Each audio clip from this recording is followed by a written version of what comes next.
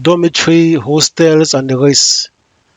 We have these private schools, Catholic schools, Presbyterian schools, where students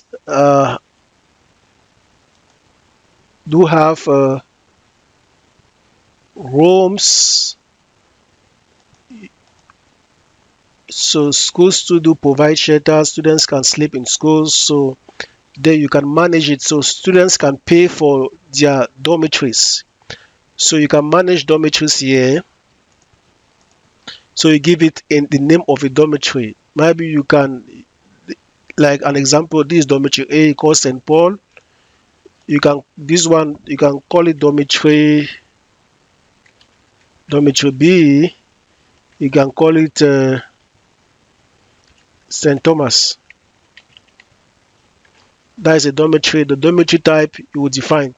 If it's for boys, if it's for girls, if it's combined boys and girls, it's highly combined. So maybe you can take girl, address of the dormitory. I be I behind the canteen. You will know best how to define it. It's just the position where it is. You will know how it is. So we have that as dormitories. So we go back to our dashboard. Still under that dormitory, we have the rooms. So a dormitory is a whole building, and that building can have 10 rooms. So these are what we call rooms. Okay, so we can call it. Let me call it room A. I'll call it room A. That is room A. The room type is he having AC, non-AC? You just put AC, non-AC, total. Total, how many people can sleep in room A? Let me take 10. So as you are assigning students, it will tell you that the maximum seats or the seats are full. So you choose the dormitory A. Okay, this is a room. Room A belongs to dormitory A. The cost per seat is going to appear at the level of the accounting. So if you do that at the level of the accounting, if you assign a student to a dormitory and if he belongs to the room A, the cost for this dormitory you will define. If might be it is how do they pay? Yes, normally you put the amount per year for the whole academic year. So that at the level of the accounting they can be paying instrumentally or 3 times a year, 2 times a year. So let's say they're paying 200,000 francs. That is for dormitory A. Dormitory A St. Pius, they're paying 200,000 francs. Uh, let's add again. Let's say room C. Room C, we just put AC, we take seats, maybe 15 people. The dormitory B, yes, dormitory B, since we already used this, this one can still be dormitory A, but a different room C. So it's still possible. We can create as many rooms as possible in A. So we'll just put this one in B. St. Thomas, I'll put the cost, might be this one is still 200,000. It can still be different.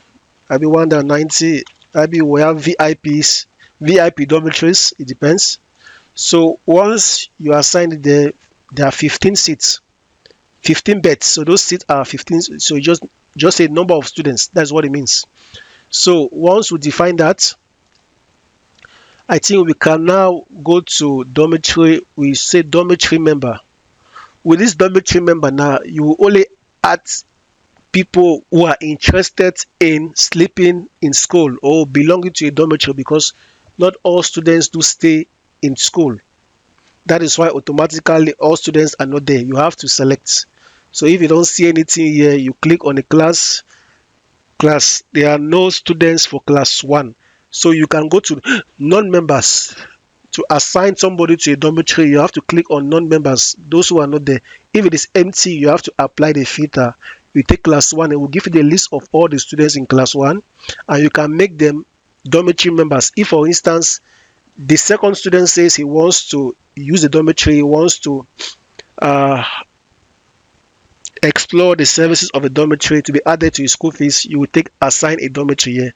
But before that, you first of all need to first of all define where is it going to. Is it St. Paul? Is it St. Thomas? So if we take St. Paul, maybe this one is 200,000 francs.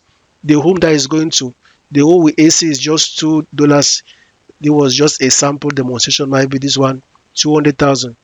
Once this is done, now you take assign a dormitory. You see that he has disappeared. We come again to student one. Maybe let's take we'll give him St. Paul, then a home. Let's put him 200,000 francs. We take assign. He has disappeared from the list. If we now come to members, it might be empty if we don't select a class. So we must select a class here, class one, to see the dormitory